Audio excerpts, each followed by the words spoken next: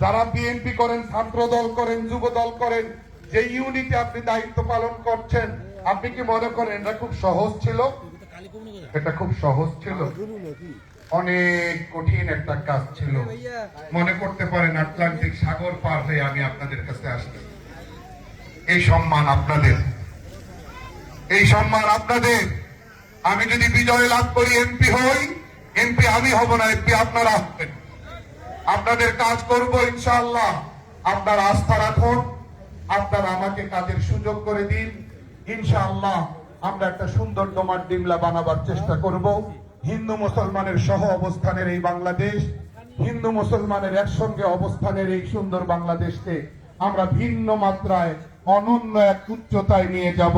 আমাদের যে আত্মার আত্মীয়তা, আমাদের যে হৃদয়ের আত্মীয়তা, আমাদের যে সম্প্রীতির জায়গাটা, আমাদের যে সহ অবস্থানের জায়গাটা, আমাদের যে মিলেমিশে পথ চলার জায়গাটা, এটাকে অবশ্যই আরো সম্মান দেখাইয়া আগামী ডোমার ডিমলায় এই সম্প্রীতিকে, এই বন্ধনকে, এই সহ অবস্থানকে, এই সৌহার্দ্যের কালচারকে আগামীতে আরো শক্তিশালী করব, আরো শক্তিশালী করব, আরো শক্তিশালী করব।